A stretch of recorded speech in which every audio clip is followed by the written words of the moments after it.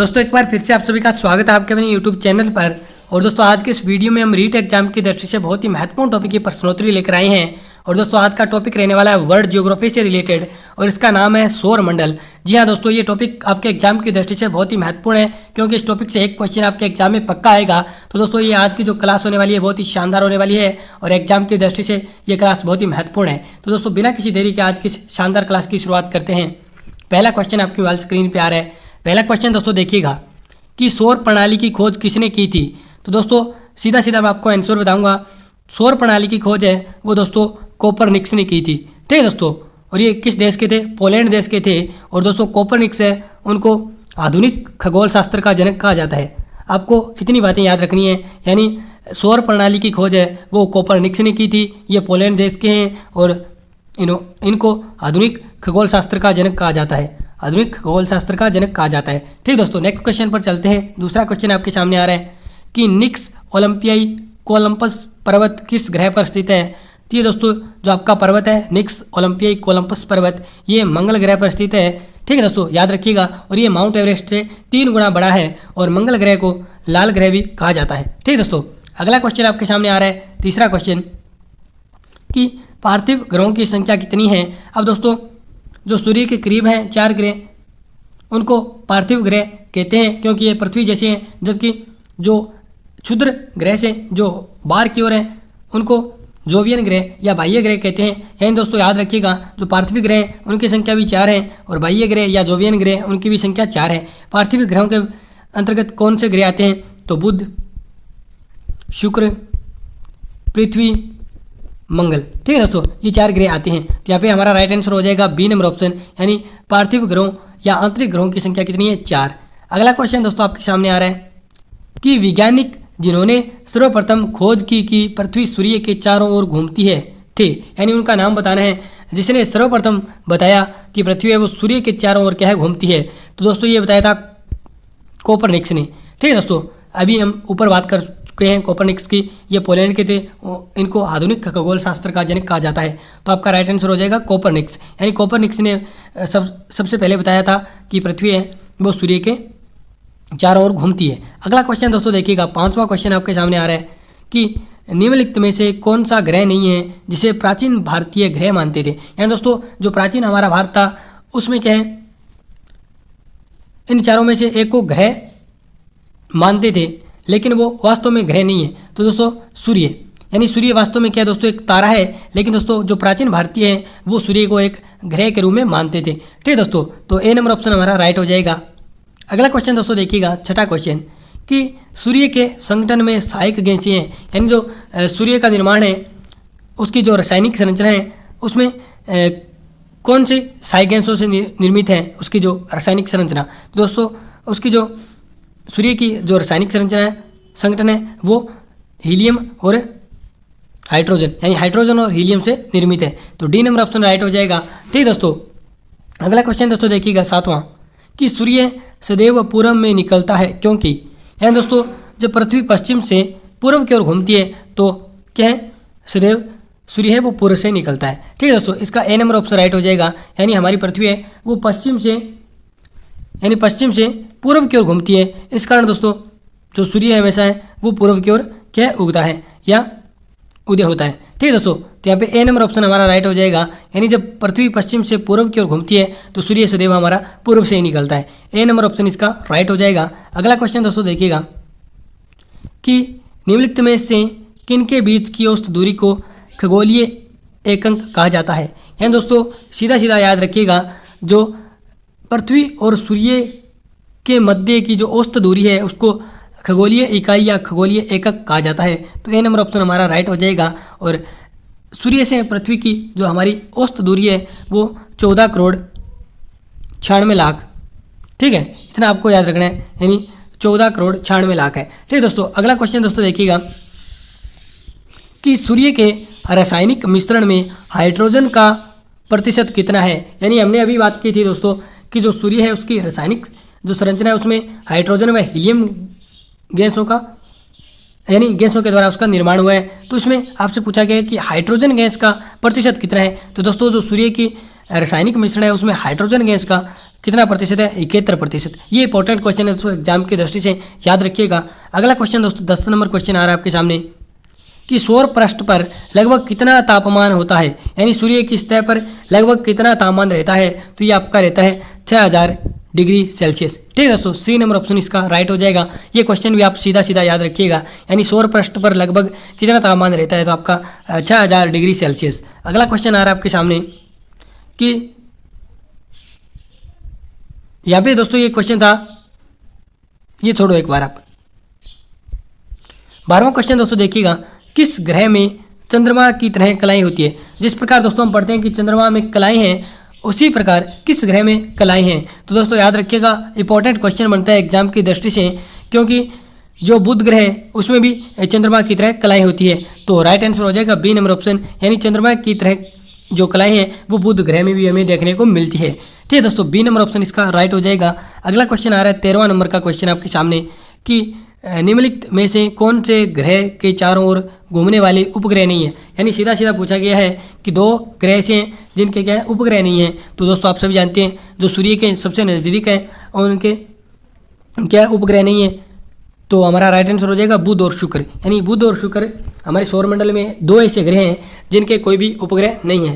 ठीक दोस्तों, अगर हम पृथ्वी की बात करें तो पृथ्वी का एकमात्र प्राकृतिक उपग्रह है जिसका नाम चंद्रमा है। अगला क्वेश्चन दोस्तों देखिएगा कि सबसे तीव्र गति से सूर्य का चक्कर लगाने वाला ग्रह, यानी दोस्तों सीधी सीधी बात है, जो सबसे नज़दीक होगा वही सूर्य के तीव्र गति से चक्कर लगाएगा। तो यहाँ पे राइट आंसर हो जाएगा बुध। ठीक दोस्तों, और ये सबसे कम समय में भी ये चक्कर लगाएगा, यानी बुध है वो सबसे तीव्र गति से लगाएगा और साथ साथ में सबसे कम समय। बुध 88 दिनों में क्या सूर्य की परिक्रमा कर लेता है। अगला क्वेश्चन दोस्तों देखिएगा 15वां कि सौरमंडल का कौन सा ग्रह लगभग पृथ्वी जितना बड़ा है। तो दोस्तों जो आपका शुक्र ग्रह है वो पृथ्वी जितना बड़ा है, और शुक्र को पृथ्वी की भागिनी कहा जाता है, यानी पृथ्वी की बहन कहा जाता है, यानी बहन कहा जाता है। ठीक है दोस्तों, याद रखिएगा आप कि पृथ्वी की बहन किसे कहा जाता है, किस ग्रह को कहा जाता है, तो शुक्र को कहा जाता है। और ये लगभग पृथ्वी जितना ही बड़ा है और इसे सौरमंडल का सबसे चमकीला तारा कहा जाता है। यानी आपसे पूछा जाए कि सौरमंडल का सबसे चमकीला ग्रहों में से सबसे चमकीला ग्रह कौन सा है, तो आपका शुक्र ग्रह है, और इसे सांझ का तारा, भोर का तारा भी कहा जाता है। अगला प्रश्न देखिएगा दोस्तों कि सूर्य तथा पृथ्वी के निकटतम ग्रह क्रमशः कौन से हैं, यानी आपको कर्म से बताने हैं। तो दोस्तों सूर्य का सबसे निकटतम आपको पहले बताना है और पृथ्वी के निकटतम बाद में बताना है। तो दोस्तों याद रखिएगा, सूर्य के निकटतम सबसे ग्रह होगा बुध, और जबकि पृथ्वी के निकटतम सबसे ग्रह होगा शुक्र। तो ये क्रम होगा हमारा, न कि दोस्तों बी नंबर ऑप्शन, क्योंकि दोस्तों पहले में सूर्य के निकटतम बताना है। तो क्वेश्चन दोस्तों इस प्रकार भी एग्जाम में आते हैं। तो यहाँ पे बी नंबर ऑप्शन कट हो जाएगा, ए नंबर ऑप्शन राइट हो जाएगा, क्योंकि सबसे पहले में कर्म से बताना है कि सूर्य के निकटतम ग्रह कौन सा है। तो सूर्य के निकटतम बुध होगा और पृथ्वी के निकटतम शुक्र होगा। तो ए नंबर ऑप्शन हमारा राइट हो जाएगा। ठीक दोस्तों, अगला क्वेश्चन आपके सामने आ रहा है 17वां क्वेश्चन।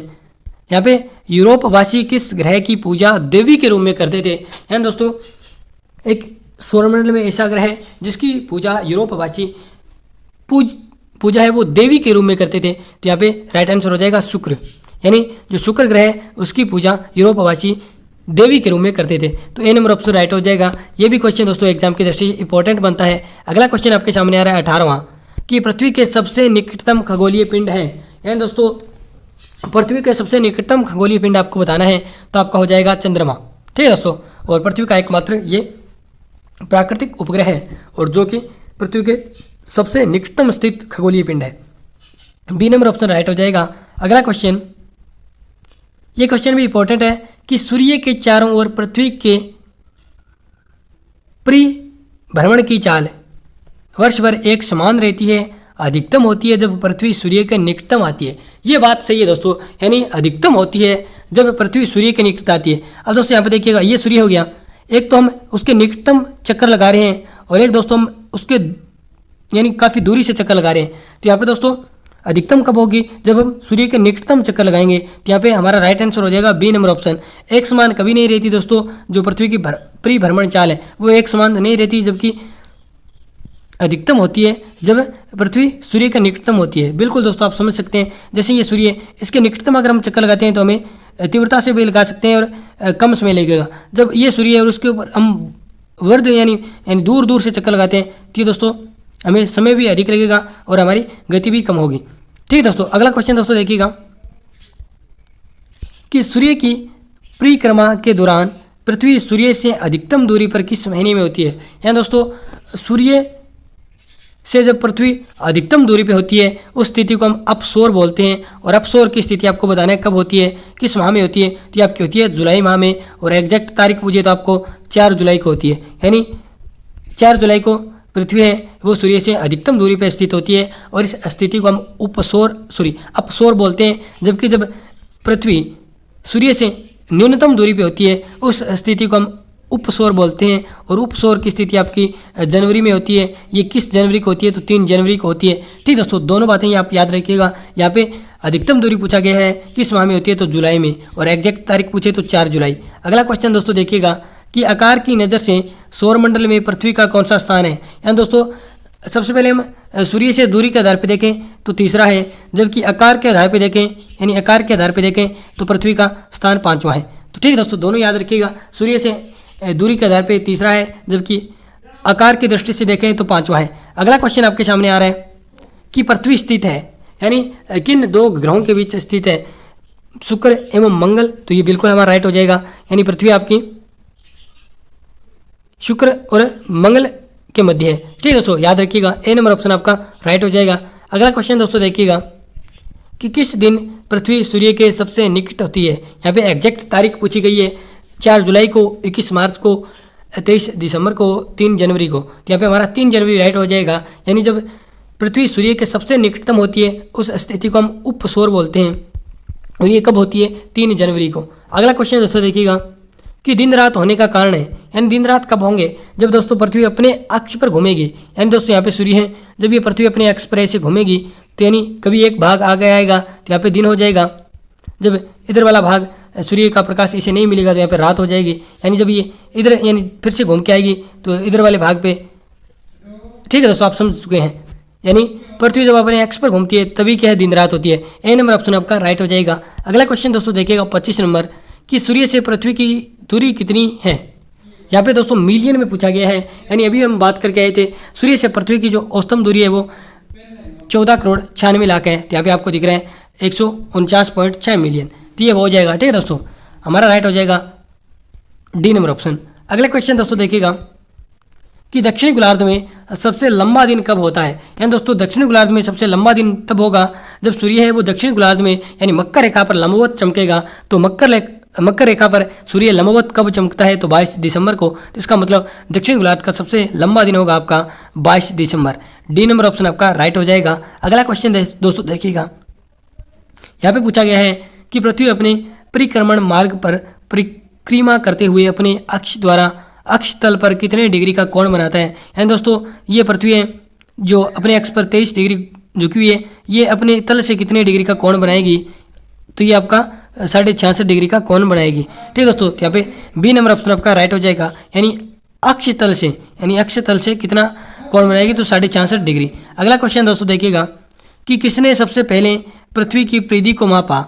इकेटियस, हेरोडोट्स, अरस्तु, इरेटोस्थनीज। तो दोस्तों ये इंपॉर्टेंट क्वेश्चन है। सबसे पहले जो पृथ्वी की परिधि को नापने का काम किया था इरेटोस्थनीज ने। ठीक है दोस्तों, और इरेटोस्थनीज ये वही हैं जिन्होंने सबसे पहले भूगोल शब्द का प्रयोग किया था। अगला क्वेश्चन दोस्तों देखिएगा कि ऋतुएं निम्नलिखित के कारण होती है।